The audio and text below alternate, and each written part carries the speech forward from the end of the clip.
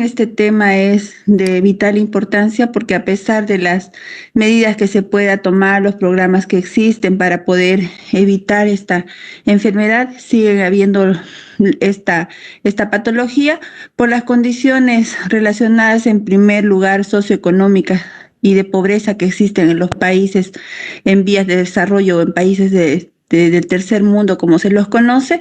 Y lo importante de ustedes es que sepan diagnosticar con los signos, sintomatología que presenta esta patología, que es de vital importancia. Y para ellos no hay más misterio porque ustedes no van a ser los expertos en poder hacer tal vez un tratamiento, pero sí cuando estén realizando el año de provincia van a ver que existen los programas y en los cuales ustedes van a estar hasta cuando estén realizando el año de provincia, manejar el programa y el tratamiento específico de esta patología que es muy frecuente aún en Bolivia. Entonces voy a compartir mi pantalla.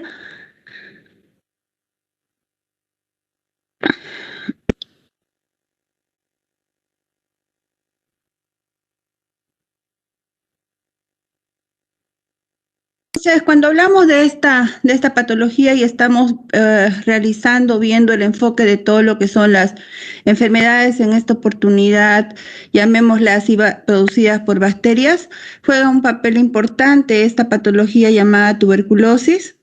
Entonces, si vamos a hacer un poquito de historia, la persona que ha descubierto esta enfermedad es Roberto Koch y hace también referencia a que este personaje ha nacido en el año 1843 y ha muerto aproximadamente en 1910. Y el señor es un científico botánico y también dentro de lo que es la historia, consideran a nivel mundial el 24 de marzo el Día de la Tuberculosis y es muy recordado y festejado haciendo programas de prevención, control y tratamiento de esta patología. Cuando hablamos de la tuberculosis vamos a decir que es una enfermedad muy grave, infectocontagiosa, que va a ser producida por esta bacteria llamada el bacilo de Koch, que sería el agente causal. Entonces, cuando vamos a referirnos a hacer una pregunta en lo que viene a ser esta patología, agente causal de la tuberculosis es el bacilo de Koch. Yo podría decirles es una espiroqueta, es un virus, es un hongo, entonces simplemente es un bacilo. Si estamos hablando del bacilo, es la forma que se está presentando, que ustedes están viendo gráficamente, es a eso que le refiere, que ha tomado el nombre y la persona que lo ha descubierto, que es Koch, y la forma como la están viendo ahí en el esquema, ¿no? Microscópicamente como se ve, por eso que es un bacilo. Esta enfermedad a quienes afecta tiene mucha predilección por personas inmunodeprimidas, personas que evidentemente tienen una condición tal vez de alimentación deficiente con las defensas bastante bajas, vulnerables los niños menores de 12 años y aquellas personas que viven en hacinamiento, que hay carencia de lo que son los alimentos, son las personas que pueden desarrollar una enfermedad de tuberculosis pulmonar, que es la forma que estamos viendo en esta oportunidad, y son las personas que tienen mayor riesgo de enfermarse. Cuando hago referencia a lo que quiere decir el hacinamiento, ustedes saben que en muchas poblaciones, en muchas ciudades, por ejemplo, al hablar de familias que tienen 7, 8 hijos y ellos habitan en una sola vivienda, en una sola habitación donde cocinan, duermen y muchas veces ni siquiera tienen los servicios básicos y hacen las mismas necesidades dentro de una misma habitación. Entonces, las personas, si enferma uno, y generalmente si vamos a hablar de la tuberculosis pulmonar, empieza a toser, evidentemente toda la familia o todo el círculo familiar se va a infectar. También estamos viendo, para que ustedes se den cuenta de qué manera está afectando y cómo estos niños se ven en estado totalmente de desnutrición y son las personas lábiles o quienes corren el riesgo de enfermarse. Tampoco se salvan las edades extremas que son los ancianos y también los adolescentes que pueden ser vulnerables o pueden ser personas afectadas por esta enfermedad. Y factores de riesgos pueden ser poblacionales, o sea, la comunidad entera o individuales. A esto se va a asociar cualquier tipo de enfermedades, pacientes que sufren, por ejemplo, diabetes. Vamos a considerar otras enfermedades como enfermedades inmunodeprimidas como el lupus. Pueden ser pacientes que son hipertensos, a pacientes que poseen algún tipo de gastrectomía, los pacientes con inmunodeficiencia adquirida, pacientes que también están metidos en lo que son la drogadicción y pacientes que son sometidos con corticosteroides, por ejemplo, los pacientes que tienen lupus eritematoso, que son pacientes que siempre están utilizando corticoides, y la situación de los corticoides lo que produce en los pacientes en diferentes enfermedades inmunodepresibles, lo que hace el corticoide es bajarles más las defensas. Entonces, si el paciente está con las defensas bajas, inmediatamente la persona corre el riesgo de poder enfermarse de tuberculosis. Sí, hemos hablado que a nivel mundial esto representa una endemia, o hay se hace más énfasis en los países de tercer mundo, y están viendo una lista que está representado por Brasil, Perú, México. No deja de existir Bolivia también estar en este ranking, junto con todos los países que están viendo, Ecuador, República Dominicana, que son países que son afectados por esta enfermedad, y alrededor de más o menos 230 millones de casos a nivel mundial son afectados por esta tuberculosis de la manera pulmonar. También vamos a hacer referencia que cada año 9.000 casos nuevos de enfermos con tuberculosis contagiosa de la manera pulmonar, y de cada 10 personas enfermas de tuberculosis, 8 las sufren en los pulmones, y también existen otro tipo de manifestaciones que son extrapulmonares, que las vamos a mencionar después. También se pueden contagiar a 12 personas en un solo año, y pueden morir estas personas cuando hay complicaciones en unos 2 años por no haber resuelto o no haber realizado un tratamiento adecuado de la tuberculosis. Existe un círculo epidemiológico de la tuberculosis que empieza esto con la primoinfección. El enfermo con tuberculosis contagiosa lo que va a realizar es infecta a una persona. Una persona está infectada por meses. En 2 años de la enfermedad infecciosa, esta persona que ha sido infectada va a desarrollar la enfermedad, y aproximadamente el 10% de estos infectados desarrollan la tuberculosis de la manera pulmonar. Entonces, si ustedes se dan cuenta que hay personas que, si ustedes, por ejemplo, en el área de la salud, vamos a ver nosotros muchos casos que nosotros que estamos en contacto en los hospitales, los pacientes que llegan con tuberculosis, muchas veces, por más que estemos nosotros muy alimentados o muy con las defensas adecuadas, al estar en contacto desarrollamos a veces las tuberculosis, no solo de la forma pulmonar, podemos o desarrollar de la manera incluso hasta vía urinaria, todo, y empezamos con situaciones en las que ha habido mucho personal de salud que ha vencido todas las barreras de la protección propia del organismo, y cuando el paciente, por ejemplo, nosotros como pacientes decimos, empezamos a veces con tos, o empezamos con sudoración, o simplemente alguna manifestación diferente. Ya ha habido muchos contagios de personal de salud estando aún con todas las defensas adecuadas. Entonces, ¿qué dice? Que ni aún nosotros estando con toda la protección, hay en algún momento que nuestras defensas pueden bajar hasta situaciones de mismo estrés, y podemos desencadenar algún tipo de tuberculosis. Entonces, siempre hay que tener cuidado y las medidas de higiene y protección personal, pero creo que ahora también esta pandemia nos ha ayudado a todos a protegernos mucho más con el cuidado de las manos, y estar siempre con el barbijo creo que este año ha disminuido un poco más lo que es la tuberculosis, ¿no? Por esos cuidados que hemos tenido con esta pandemia. Entonces, esta enfermedad corre un círculo vicioso prácticamente, porque no hay quien se vaya a salvar, y es más las personas que que son las edades extremas, los ancianos o las personas, los niños muy pequeños o las personas que tienen algún tipo de enfermedad inmunodepresiva, son las personas más afectadas por esta enfermedad.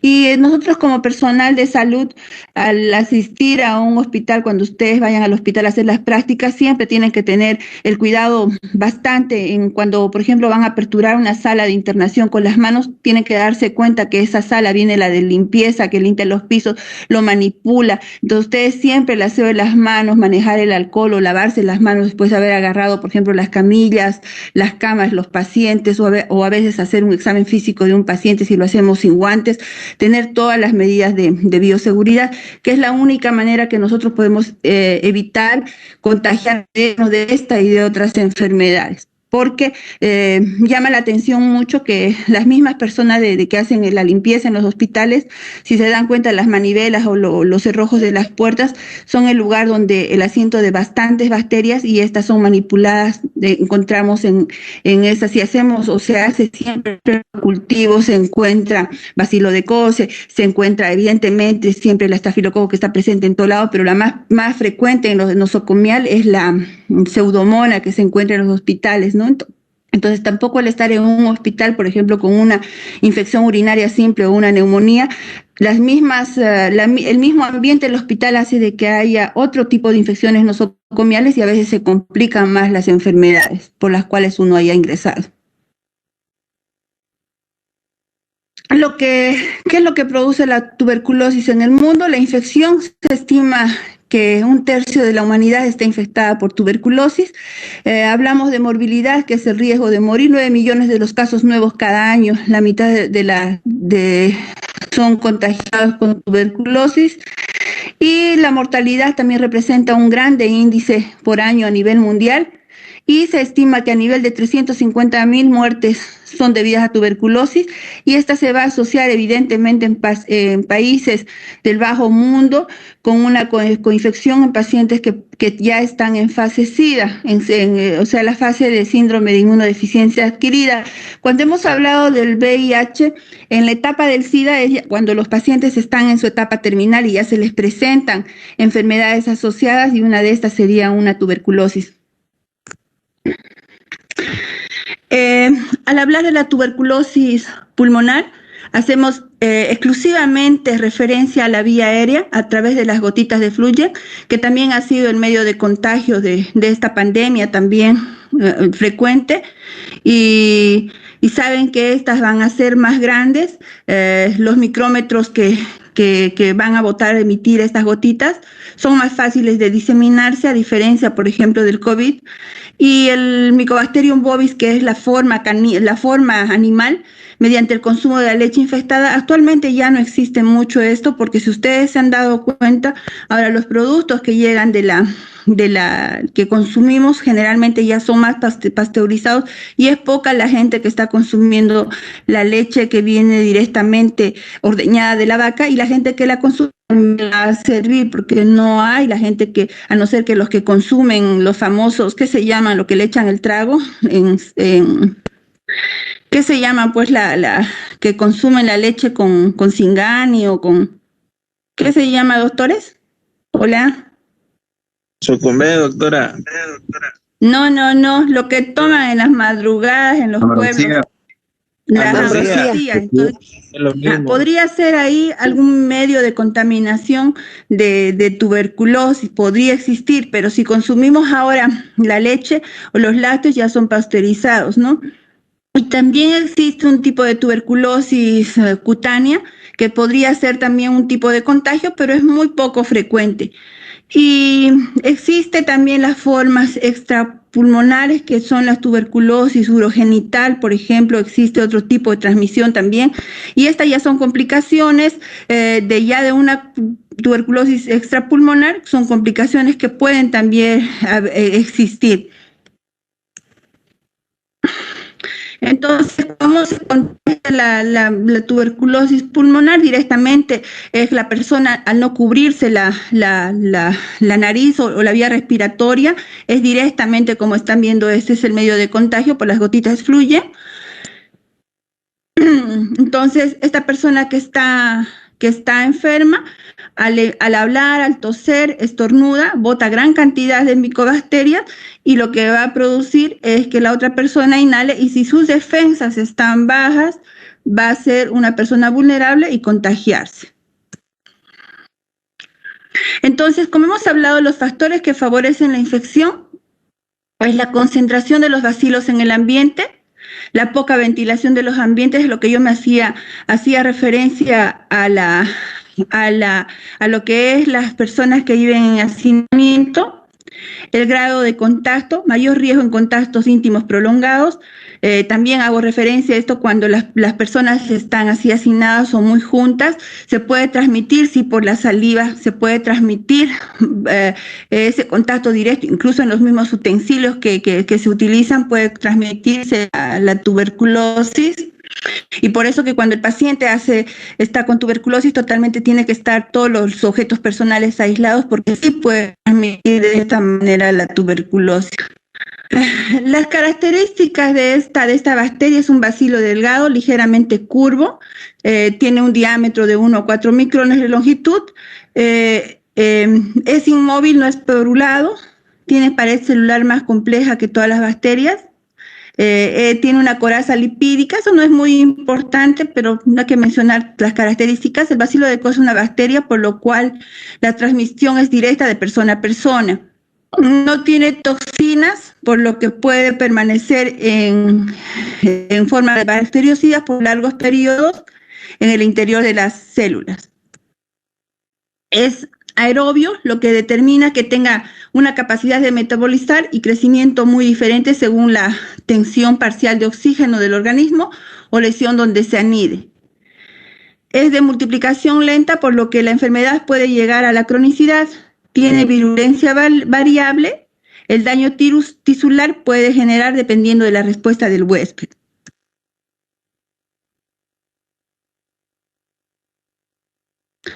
Entonces, cuando se identifica o se hace en diferentes muestras, es así como lo ven, por ejemplo, en la tinción por el método de Ciel-Nielsen, así es como se ve el bacilo.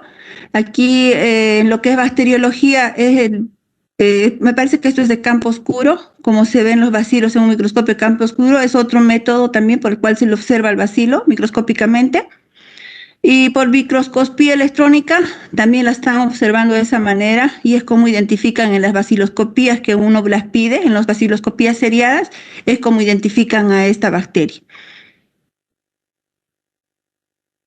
Y esto es mediante las colonias en unos cultivos, es como en laboratorio los procesan y se lo observan y dan el diagnóstico que es una tuberculosis. Entonces, así como se procesa un cultivo de orina o un cultivo de otras sustancias, tiene que haber una cantidad determinada de bacterias para decir que es VAR positivo, o sea que es tuberculosis positiva, y en una muestra de esputo para darnos la confirmación de que el paciente es positivo para tuberculosis. Doctora, va a disculpar, mi compañera se le cortó el internet y está intentando volver a entrar. ¿La podría aceptar, por favor? Ya.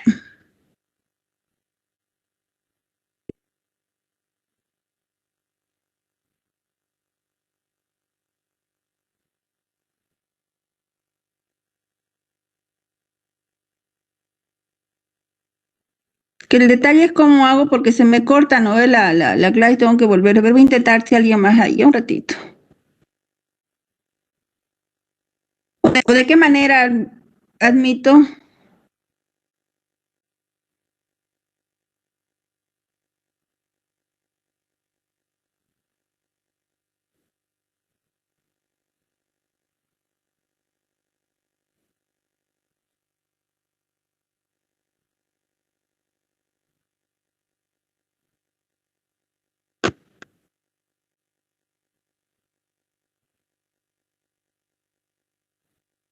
Muchas gracias, doctora.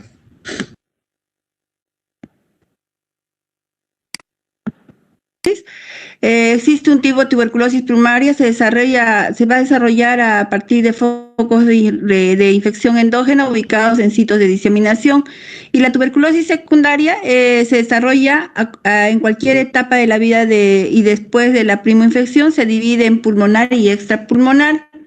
La que estamos viendo el día de hoy es la tuberculosis pulmonar y vamos a clasificarla como la tuberculosis pulmonar, aquellos casos que son VAR positivo, y la extrapulmonar, que puede ser en sus formas la renal, una tuberculosis que afecta a los huesos, que se llama la tuberculosis de Pott, y la pleural, que puede ser también, que está evidentemente, afecta también el pulmón, pero solo la pleura, una tuberculosis meningia, también otra tuberculosis miliar, ganglionar y una tuberculosis cutánea.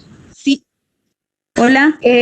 Compartirnos su diapositiva. Existe una tuberculosis renal que tiene unas características peculiares. A veces en el examen de orina aparece bacteriuria, por ejemplo. ¿Qué quiere decir? Que en la orina no hay bacterias y existe leucocituria. Entonces nos tiene que llamar la atención en estudiar ese tipo de situaciones, que existen muchos leucocitos en la orina y existen también piocitos, que para usted va a decir, o sea, algo extraño, que exista piocitos en la orina, que no existan bacterias y que existan leucocitos, le llama la atención. Entonces, si se hacen estudios más específicos, y en uno de los exámenes que ya está dejando de ser útil, pero todavía podría ser de utilidad para determinar o para ver la existencia de una tuberculosis urogenital, sería un urograma excretor, en los que, por ejemplo, patognómicamente hay signos de una infección por tuberculosis urogenital. El uréter, por ejemplo, se muestra como un rosario. Estas faltas de relleno manifiestan típicamente o patognómicamente que el paciente está con una tuberculosis urogenital. Y es lo mismo, existe la manifestación ósea, el mal de Post, que ustedes han visto en las diapositivas o han visto en figuras o en que los pacientitos con el mal de Post, cómo afecta a los miembros inferiores, y los pacientes tienen tendencia a que los pies se vayan hacia adentro, y ese es el mal de Post, que es una enfermedad, una tuberculosis ósea. Aparte de producir la extrapulmonar, también se afecta la pleura.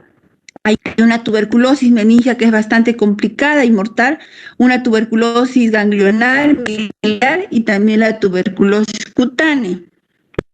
Entonces, aquí lo que es la anatomía patológica no les voy a preguntar ni mostrar, porque son prácticamente esto en patología lo van a ver, no es de importancia. Y cuando existe una primoinfección, que habíamos hecho referencia hace rato, hace referencia a que esta manifestación es típica en los niños. A veces puede ser este cuadro asintomático, puede manifestarse con un complejo primario en los niños, aparecer fiebre, sudoración, pérdida del apetito, adelgazamiento, o sea que los niños pierden peso, y una tos crónica. Dentro de las manifestaciones radiológicas que vamos a ver enseguida, existe el complejo de Gong, infiltración periférica con ganglios, o sea, con presencia de adenopatías. En niños más pequeños puede evolucionar de manera progresiva y determinar condensaciones segmentarias más extensas debido a obstrucción de los bronquios por los ganglios inflamados y su fistulización a la luz bronquial. O sea, existe todo un compromiso pulmonar, que es lo que desencadena este bacilo o las cavernas que existen dentro de lo que es los pulmones, que presentan muchas manifestaciones pulmonares. Y eso es patognómico, y se ven a veces cuando ustedes van a utilizar o van a hacer la auscultación, va a haber roncus, puede haber atelectasias en muchas situaciones, y las van a detectar al examen físico. También se puede, lo que se encuentra en los rayos X, va a haber siembras linfohematógenas, diseminaciones miliares o meningoencefalitis cuando es en la forma no pulmonar, y también se puede observar eritema nudoso. Y la clínica ¿qué es la pregunta en este tema? Las personas que sufren de tos y expectoración por más de 2 semanas, obligatoriamente, o sea, después de 2 semanas, o sea, más de 15 días, se convierten a lo que se llama sintomáticos respiratorios y hay alta posibilidad de que estas personas sufran tuberculosis. Entonces, se deben ser examinados por 3 vaciloscopías seriadas. Entonces, cuando ustedes vean cualquier paciente que tiene estas características de tos con expectoración por este periodo de tiempo, ustedes tienen que recomendar o sugerir que la persona, también haciendo énfasis dónde vive o qué tipo de alimentación tiene o qué ambiente está habitando la persona, entonces enviarlos a un centro de primer nivel para que se realice una vaciloscopía seriada y se detecte o descarte que no sea una tuberculosis. Dentro de lo que son los síntomas y los signos de la tuberculosis, esto sí se pregunta en el examen, que no hay dónde más porque este es un tema bastante sencillo. Presentan tos y expectoración. La expectoración presenta estrías de sangre. Hay hemoptisis, hay disnea y dolor en costado. Estas son las manifestaciones que no deben de faltar en esta clínica. Y puede haber otros síntomas sistémicos como la astenia, adinamia, pérdida del apetito, pérdida de peso, fiebre, y algo que caracteriza esta enfermedad es la diaforesis, que es nocturna, irritabilidad y malestar general. Y lo que es importante también, que se va a traducir por un infiltrado pulmonar, se localiza preferentemente en los segmentos posteriores de los lóbulos del pulmón superiores, tendencia a la ulceración y producción de siembras broncógenas. Estos son lo que va a manifestar, después vamos a ver en un instante cómo se ven en los rayos X. Y esto es a lo que se hace en los complejos de Ghon, cómo se ven radiológicamente, cómo se observa una placa con tuberculosis, ¿ya? Estas cavernas que se están viendo. Y el diagnóstico, también es importante que ustedes sepan cómo se desarrolla. Y lo que yo voy a preguntar son 2 cosas en el diagnóstico, ¿ya? ¿Y cómo vuelvo? Ya. El test de matoso de tuberculina simplemente consiste, esto que les voy a explicar después, en la inyección de una sustancia de la tuberculina misma que se le coloca subdérmica y tiene, si es positiva, se va a marcar en un determinado tiempo. Se presenta si el paciente está enfermo o no. Les voy a mostrar enseguida la diapositiva. Y lo que se hace actualmente son las vaciloscopías seriadas que se realizan en 3 días y es como miden la cantidad de bacterias que existen, de bacilos que existen.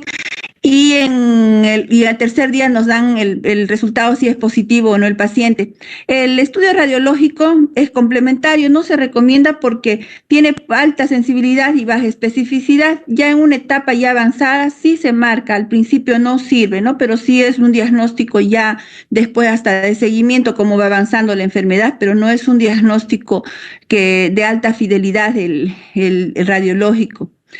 También de la forma extrapulmonar puede hacerse, por ejemplo, si la tuberculosis es de manera de la urogenital, se tendría que buscar el bacilo de Koch en orina, que se llama pedir BK en orina, y si es de la forma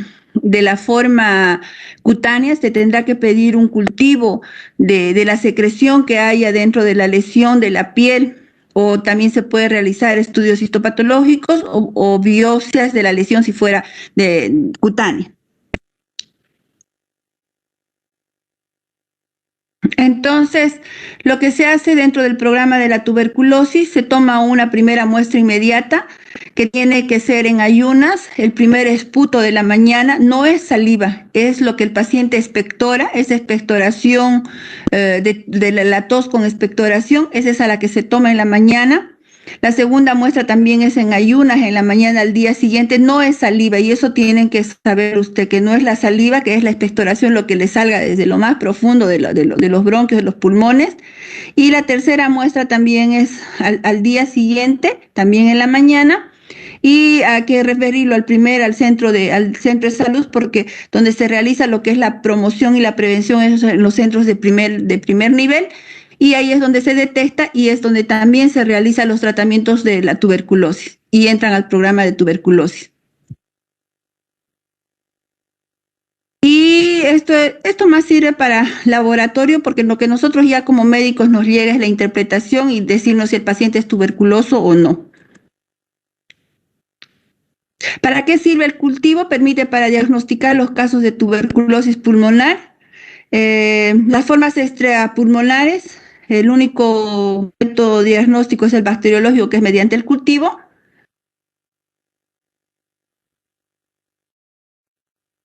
¿Cuándo se realiza un cultivo? Cuando la baciloscopía negativa que continúa con la clínica es compatible con tuberculosis. Entonces, si las baciloscopías han salido negativas y el paciente tiene todos los síntomas que hemos visto, tiene tos con expectoración, tiene diaforesis, pérdida de peso, anorexia, se puede recomendar hacer un cultivo específicamente para ver qué es lo que está pasando. Y también se puede realizar cultivo con muestras extrapulmonales.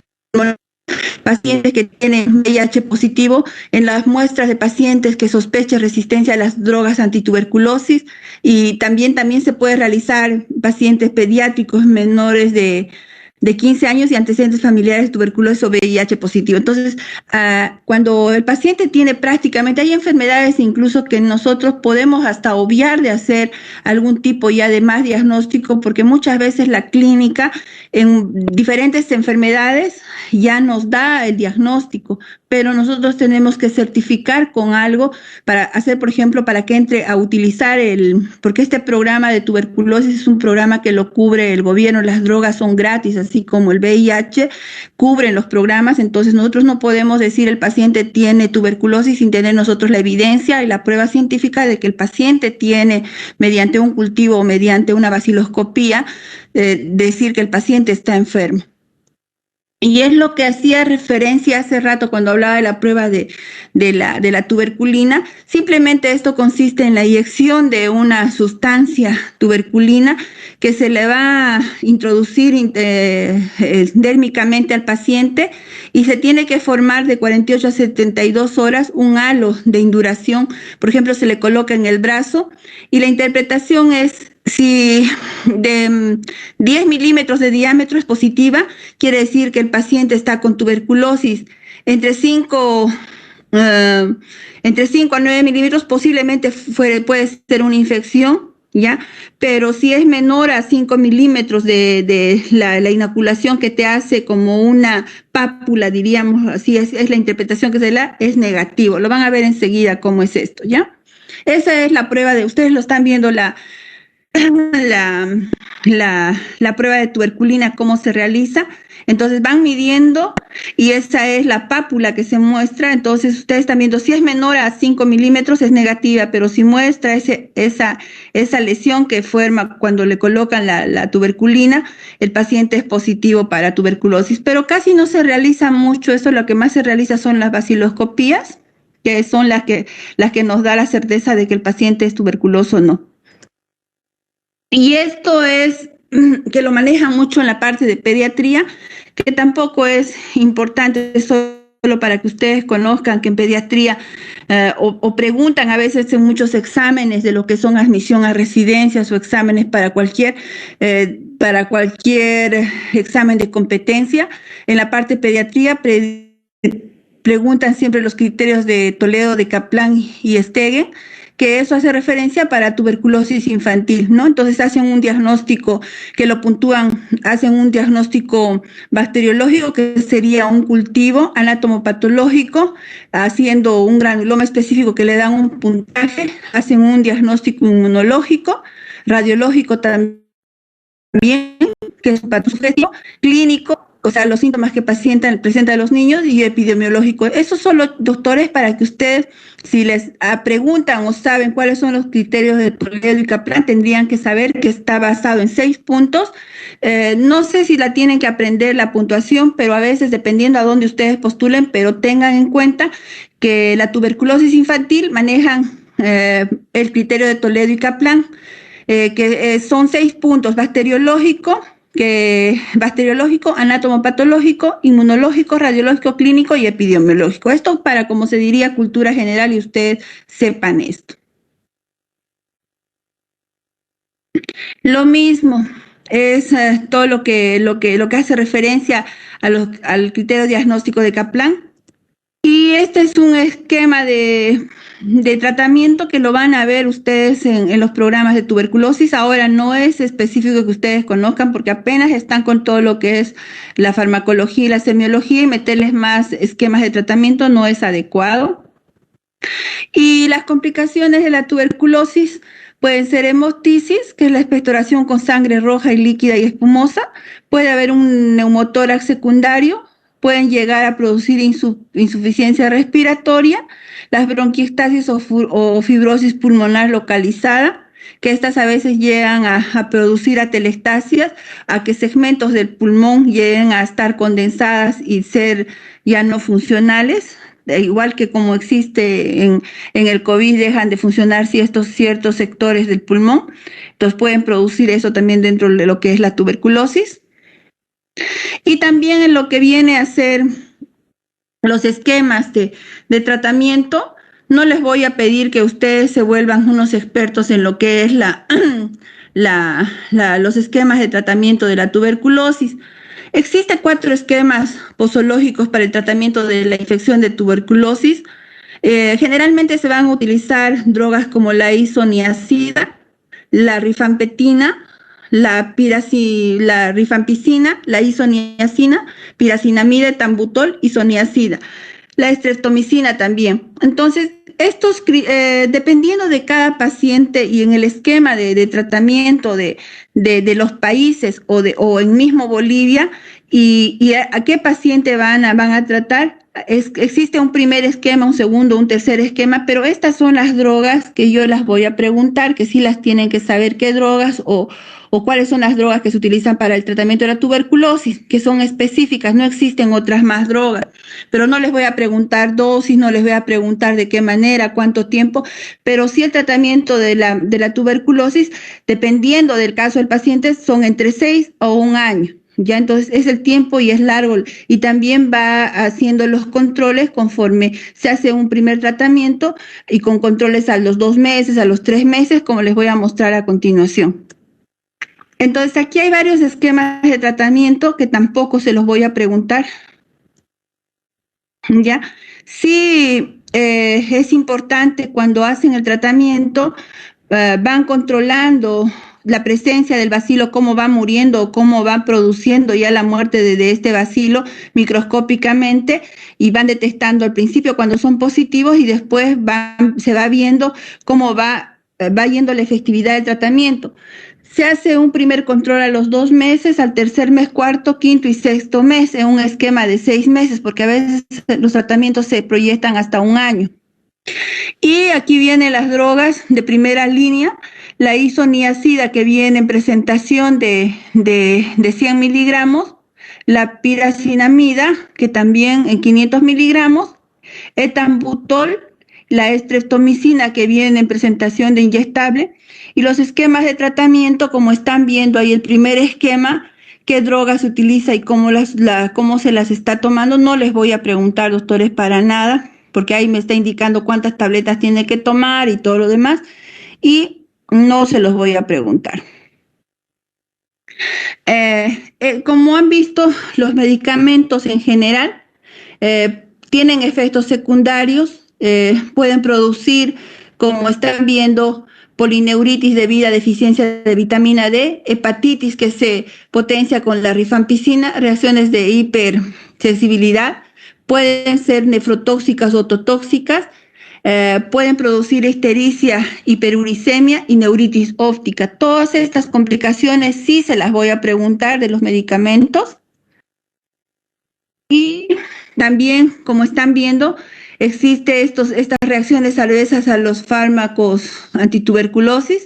Hay toxicidad a las dosis. A veces los pacientes tienen que hasta abandonar el tratamiento porque son muchos más los efectos colaterales que presentan. Incluso presentan ictericia por muchos fármacos que pertenecen a esta línea de tratamiento. Y hay intolerancia también a los medicamentos y tienen que abandonar muchas veces y solo acoplarse a 2 o 3 fármacos de todo el esquema de tratamiento. Están viendo acá con la rifampicina, la isoniazida y que ha producido una ictericia marcada en el paciente. También afecciones a nivel de la piel que se llama el síndrome de Liel, dermatitis exfoliativa por administración persistente del fármaco, o sea, que esto es lo que produce exactamente a las 48 horas. Entonces, ¿qué se tiene que hacer? Retirar el fármaco. Esto es por la rifampicina, son estas lesiones que está produciendo en la piel. También puede producirse por la rifampicina púrpura trombocitopénica, entonces también una anemia hemolítica. Entonces el paciente tiene que quitársele el fármaco y solo utilizar 2 o 3 drogas de todo el esquema. La tuberculosis extrapulmonar hemos visto que puede haber linfoadenitis tuberculosis, empiema, pericarditis, tuberculosis genitourinaria a la que hemos hecho referencia, tuberculosis de los huesos con el mal de Pot, también puede existir una tuberculosis gastrointestinal, también una tuberculosis de la forma peritoneal, tuberculosis miliar, meningia, esas son las formas extrapulmonares. Y otras formas menos comunes, pero que también hace referencia a la literatura, que afectan, por ejemplo, a los ojos, corioretinitis, de esas formas que se está manifestando, ¿ya? También puede haber la tuberculosis cutánea que hemos visto, y al hacer referencia a la tuberculosis adrenal sería afectando las glándulas suprarrenales, que sería con afección de insuficiencia suprarrenal, pero son formas muy raras. Entonces, esa sería alguna pregunta, doctores, con esta clase de tuberculosis. No, doctora. Ya, entonces lo que rescatamos, y haciendo un resumen, doctores, que el agente causal en esta enfermedad, que es el bacilo de Koch, ya, la clínica, las manifestaciones clínicas de la enfermedad, hemos visto que se presenta con tos, que a quienes se considera sintomático respiratorio, persona aquella que tose más de 15 días, tos con expectoración, se realiza una vaciloscopía, las muestras tomadas y entran a un programa. Entonces, no hay más misterio para que ustedes tengan. Vamos, con lo que hemos avanzado, yo creo que ya vamos a empezar a programar el próximo examen para que no se les haga difícil. Y parece que esta semana, la otra ya tendríamos que estar pasando presencial en las clases. Hay ese dispositivo, ¿no? ¿O qué les dijeron? Por De ahora presencial, nada, doctora. ¿No les han indicado? O algo así estaban hablando. No, doctora. ¿Ninguna clase están pasando presencial? Solo la práctica de cirugía, doctora. ¿Están yendo al hospital? No, doctora, ahí mismo en la universidad. Ya, entonces vamos a planificar. La verdad, doctor, es que he estado tan delicada y ahora ya me pongo las pilas y ya está. Y les pido, por favor, que no descuiden lo que menos quiero es descuidar. Yo ahora, en este instante, voy a pasar a los subgrupos porque va a haber tiempo. Voy a pasar en este instante las notas de los subgrupos. Si tienen algún reclamo o algo, yo lo voy a modificar, aumentar las notas. No tengo la mínima intención de aplazaros. Lo que quiero es que ustedes capten, así como les estoy diciendo, por ejemplo, tengan los conceptos básicos y tengan, si algún día les dicen, a ver, ¿qué son los criterios de Kaplan? Era para la tuberculosis infantil, eran 6 criterios, bacteriológico, epidemiológico, o sea, que tengan esas ideas y ustedes lean, porque tienen un texto base, pero si ustedes se quedan con lo poquito que les estoy dando, que es resumido, o sea, no van a recordar nada. Hagan de cuenta que ustedes son un CPU. Cuanto más tengan en su almacenamiento, en su memoria, ustedes, si consolidan su conocimiento, van a tener mucho más que compartir y evocar en recuerdo lo que han consolidado. Entonces, pasan esta etapa, se los vuelvo a repartir el tercer año, después ya todo es fácil. En este instante voy a pasar a los subgrupos, las notas, cualquier reclamo, todo me lo piden y yo les comparto. A partir del día lunes pueden pasar en horarios de porque tengo sus cuadernos, sus apuntes y deben estar perjudicándose. Pasan en horario desde las 9 de la mañana hasta mediodía y en la tarde a partir de las 3 de la tarde hasta las 6 de la tarde por la avenida Landívar 350, anótense, hay un centro de diagnóstico, ahí es mi consultorio. Si ustedes van del segundo al primer anillo, el primer retorno, justo ahí al frente, a la mano izquierda, está el consultorio mío, en el primer retorno, al frente. Y si van del monumento del Cañoto, sería el segundo retorno. Ahí está el consultorio, Landívar 350. ¿Ya? Está mi secretaria, entonces le piden sus cuadernos o le dicen soy tal persona y van a firmar quién está llevándose el cuaderno de alguien y le piden por favor ya sus cuadernos, sus apuntes, lo que me presentaron. Y a mí me encuentran el día lunes, miércoles y viernes a partir de las 4 de la tarde.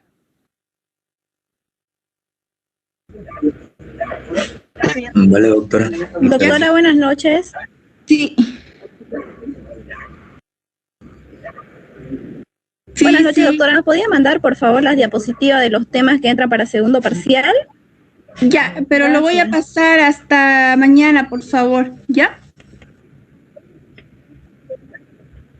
Listo, doctora. Ya, y ahorita les paso las notas y todo el consolidado a sus subgrupos. ¿Ya? Ya. Que pasen Gracias. buenas noches, buen fin de semana, doctores. Gracias, También, doctora. doctora.